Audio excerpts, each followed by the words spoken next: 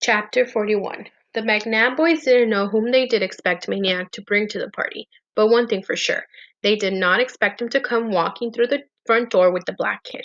And that was only half of it. From the way the kid swaggered in, from the candy bar he jutted like a chocolate stogie from the corner of his mouth, from the ripstone evil scowl on his face, the kid had to be none other than Mars Bar Thompson himself. If black meant bad, if black meant in your face nastiness, if black meant as far from white as you could get, then Mars Bar Thompson was the blackest of the black. Here, in the middle of their living room, stopping the party, the neighborhood kids, the Cobras, even George McNabb, stopping them dead as traffic, just walked in through the front door, the steel door, breezed right on in, past the bars, standing there, I own this joint in there, before they knew what was happening, before anyone could reach for anything. Which, of course, is just what Maniac had had in mind. Remembering how little Grayson had known about black people and black homes, thinking of the McNabb's wrong-headed notions, thinking of Mars Bar's knee-jerking reaction to anyone wearing white skin, and thinking, naturally, what else would you expect? Whites never go inside blacks' homes, much less inside their thoughts and feelings, and blacks are just as ignorant of whites. What white kid could hate blacks after spending 5 minutes in the Beals house? And what black kid could hate whites after answering Mrs. Pickwell's dinner whistle? But the East Enders stayed in the East and the West Enders stayed in the West, and the less they knew about each other, the more they invented. It hadn't been easy, finding Mars Bar, taking all his lip about cheating on the race, taking some bumps, some shoves.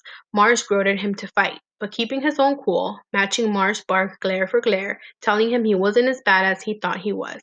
Really stoking him now, making him slam his candy bar to the ground. No, you wanna tell me why I ain't so bad? Fish, go ahead, for I waste ya, chest to chest. Keeping cool, letting Mars do all the huffing. Simple. You don't cross Hector. You stay over here where it's safe. How bad would you be over there? Stepping back, then folding his arms, smugging it up just enough, standing there in his white skin, gazing nonchalantly about 6 blocks deep in the heart of the black side. Guess that makes me badder than you.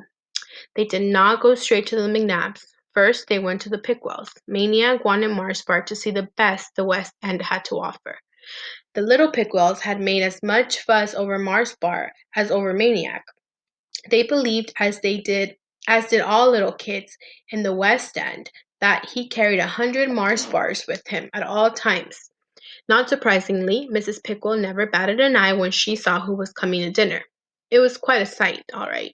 16 Pickwells plus Maniac plus a down and out of golf caddy, 18 so-called white faces, and Mars Bar Thompson. To his credit, Mars Bar didn't use the words fish belly or honky once, though on one occasion he did bend the truth a mite.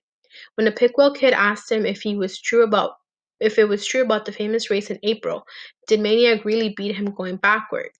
Marsbart studied his fork for a minute and said, Yeah, he went backward, but you got the story wrong. Wasn't me he beat, was my brother Milky Way. The little kids couldn't understand why the grown-ups laughed for 5 minutes after that. As for Marsbar himself, his expression never changed until the dinner was almost over, when the littlest non-baby Pickwell dolly called him Mr. Barr, and even then it wasn't so much a smile as a crack in the glare. Even if Mars wasn't letting on, Maniac could tell he was pleased to learn his fame had spread to the west. When they left, half the Pickwell kids followed them, begging Mars to perform his legendary feat of stopping traffic. Don't, Maniac warned. It might not work over here. But the Pickles persisted, and when they reached Marshall Street, Marsbar commanded, Stay here, and stepped into the traffic. Not only did he shamble, jive, shuck, and hippodite at his own sweet pace, he did something he had never ever done in the East End. He came to a complete and utter halt halfway across and letting nothing but the evil in his eyes take care of the rest. He stood like that for one full minute. By the time he finally moved on to the far side, so the legend goes, 23 cars, several bicycles, a bus were stacked to a dead stop in both directions. Maniac hurried across while the people stood at the curb, cheering and waving goodbye. But no one was cheering now in Fort McNabb, and Maniac knew that despite the swagger and the scowl and the chocolate stogie, Mars Bar Thompson was one uneasy dude.